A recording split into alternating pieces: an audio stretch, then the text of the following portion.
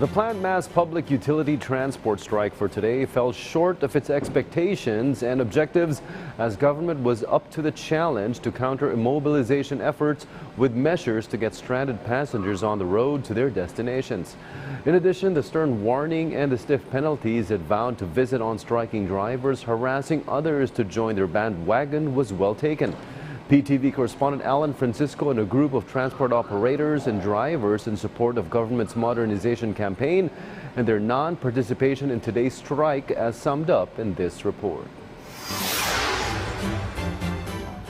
For Timothy and other passengers, they waited for almost an hour for jeepneys in Commonwealth Avenue, Quezon City early this morning. This prolonged wait is the direct effect of the transport strike by groups of Piston and ACTO to protest the Public Utility Vehicle Modernization Program of the government. Sana po di na magtagal kasi maraming mga naabalang pasahero. Piston emphasizes, instead of modernization, the government should pursue a rehabilitation program for the traditional transport vehicles like the jeepneys. Kung ano ang nasa amin, yun ang dapat na i-modernize.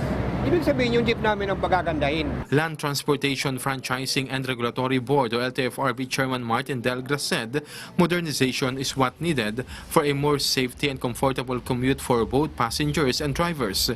Passengers will no longer engage in chasing down a limited number of jeeps on the road at any given time because these jeepneys will now be under regulation and have designated service or operation hours. Delgra explains it is also an environment-friendly program. Yan po ang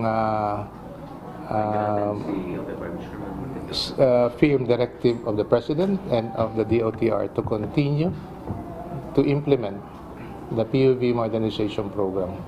Matagal na po natin itong inaasam-asam.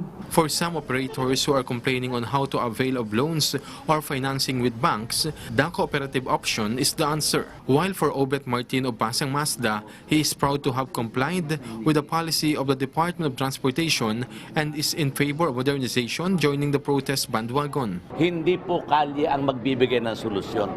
Marami tayong naperwisyo, mananakay, pati sila mga driver hindi kumita sa araw neto. The deadline of the DOTR for the PUV modernization is June 2020. For those who joined the transport strike and those who oblige others to join them, Delgra has once again warned them of cancellation of their franchises. However, protesters this year have their own techniques and use private cars instead, except for a jeepney in Cubao. Meanwhile, amidst the strike, the DOTR, some local government units and a number of volunteers also offered free rides to stranded passengers. Marami po sila, 15 po. Malacanang has reiterated its position and concern for the welfare of all parties over the long haul in pushing for the modernization of public transportation. Alan Francisco for The Nation.